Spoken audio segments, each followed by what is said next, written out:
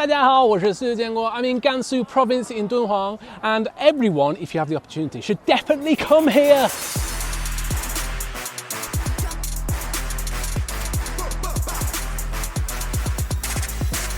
To see the desert.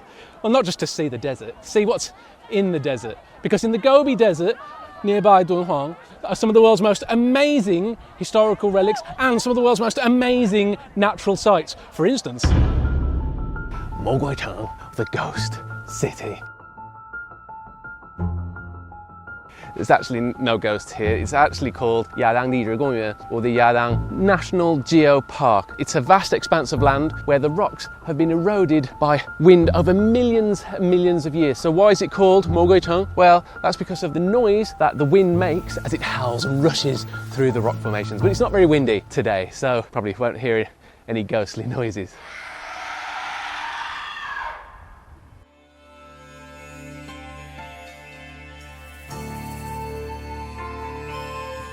Of course, I'm not going to be touching these landforms, but look, you can see the wind erosion on the rock. That is incredible. Obviously, every rock formation is unique, but some look more unique than others, and they've been given names. That behind me is the Sphinx. The peacock standing gracefully. Large top hat. I made that up myself. If you've ever wondered what a fleet of ships might look like sailing through the desert, you don't need to wonder anymore. This is Xihai Jiandui, the West Sea Fleet.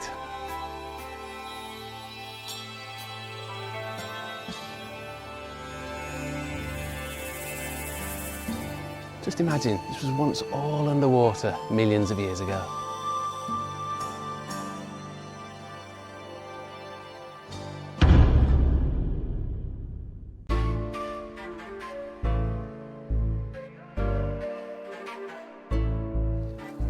Arguably the most famous place in Dunhuang, Mogaoku, the Mogao Caves or the Mogao Grottos, a UNESCO World Heritage Site which is almost unbelievable. It's hard to comprehend. Created from the 4th through to the 14th centuries, the caves house thousands of Buddhist paintings, sculptures and murals. They illustrate the spread of Buddhism through China during that period of time when the ancient Silk Road trading route was at its peak and Dunhuang was a popular stop on that route. And they're also an extremely important example of Chinese civilization. And as you can see, there are lots of tourists here, loads and loads of tourists, look.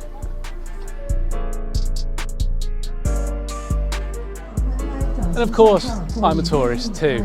I'll be queuing up with those people shortly. However, one of the most incredible things, unbelievable things about this place is that at the end of the 14th century, when the ancient Silk Road trading route lost prominence and travellers and merchants stopped passing through Dunhuang, this place, Mogaoku, was entirely forgotten. It wasn't rediscovered until 500 years later in 1900. Wow. And then since then, obviously, there's been lots of restoration and preservation work going towards maintaining and protecting the caves. Now, in order to protect the caves and what's inside the caves, photography is not allowed inside the caves, which makes filming a show about Mogaoku quite difficult. However, of course, you can take a photo here. I almost feel underdressed. Or you could come out here and take a photo of some of the empty caves that previously belonged to Mogaoku but now remain vacant. Or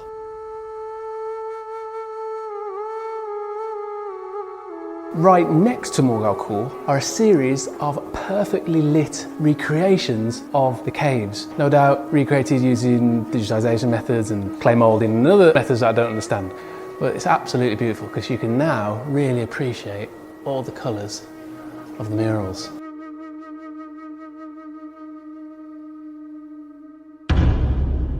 Yuyaquan, the crescent moon spring lake, one of the most beautiful natural wonders I've ever seen. Quite literally, an oasis in the middle of the desert. And it's surrounded by Mingshashan, otherwise known as the Mountain of Echoing Sands or Singing Sands. Apparently 2 armies were fighting here, but they were covered by a sandstorm. However, we can still hear them fighting underneath our feet. Listen, I think I can actually hear them, yeah.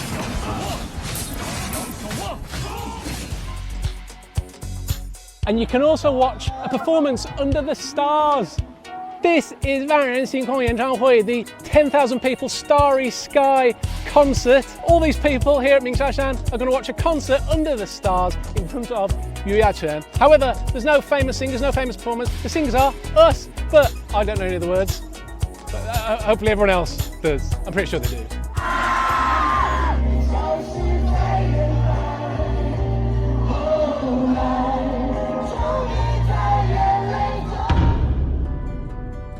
Dunhuang has been a site of cultural cooperation and exchange throughout history thanks to its location on the ancient Silk Road trading route, and that spirit of cooperation and exchange remains today as they regularly hold high-level events like this one, the Silk Road International Cultural Expo, an event where people from all around the world come to share ideas related to cultural protection and cultural inheritance and to encourage one another's cultures and civilizations. These are proving quite popular. So gourd carvings, and she's made them into little 小宝宝, little handbags. 他们会装什么东西啊？可爱的。Oh, so rather incredibly, these little sculptures, and all of this entirely made out of flour. Unbelievable. So this is very interesting. Here in Gansu, they've taken their 文物 and 特产, cultural symbols and specialty products, and they've turned them into cute little things. This bottle, 泥娃娃. Luma. Probably the most famous symbol of Dunhuang, Feitian, or a flying asperus.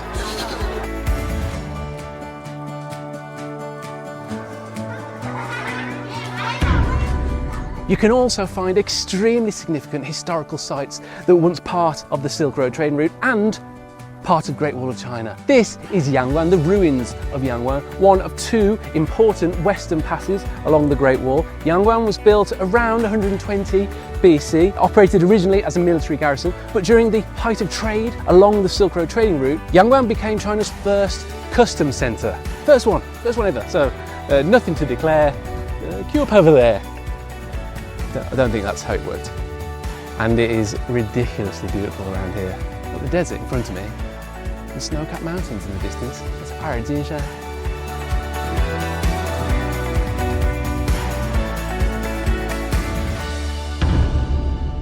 You can watch so many different types of amazing performance here in Dunhuang. For example, right now, I'm going to go inside here and watch Yue Dong Dunhuang, or the ancient sound of Dunhuang. So this is a rather unique performance because there's no chairs, so we're all going to be standing up and watching, and apparently the Mogao grottos are going to come to life.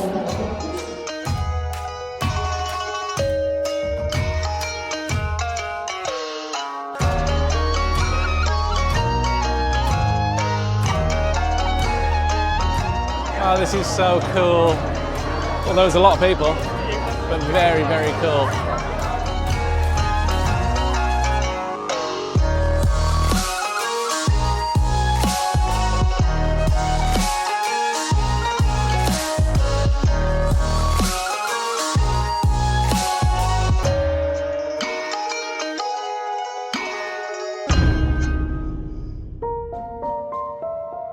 And if you're looking for somewhere with a few less tourists, well, you can find that too. To the east of Dunhuang is Yulingku, or the Yulin Grottos, the sister caves to the Mogaoku. Now, whilst Mogaoku boasts some 735 caves, there are just 43 here at the Yulin Grottos. But that doesn't mean that the sculptures and murals inside are any less beautiful.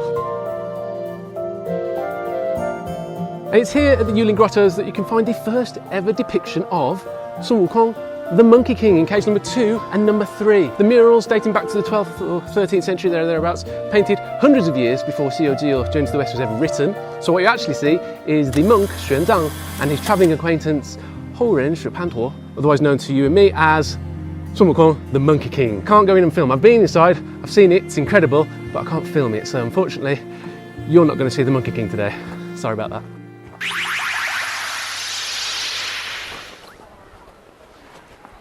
Don't know what that was.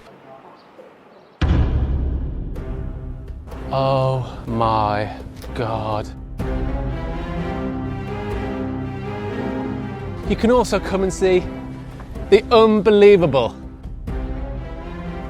So right now I am at the Guadro Gobi International Art Gallery to the east of Dunhuang. As you can see, I'm not inside an art gallery, I'm outside in the Gobi Desert. This is one of the most unique things I've ever seen. There are sculptures dotted all around. This one behind me is called Wujie, or Boundless. It's meant to depict a mirage in the desert. It's the largest steel sculpture in China, and it is absolutely mesmerizing.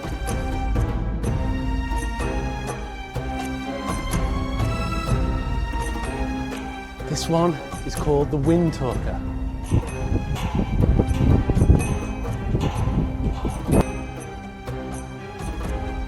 Clearly the most popular of the art installations here in the desert is Dadi Zhizi, a giant colossal baby sleeping in the desert. It's meant to remind us of our link to Mother Nature. It mainly reminds me of how I used to sleep when I was little, and sometimes now as well.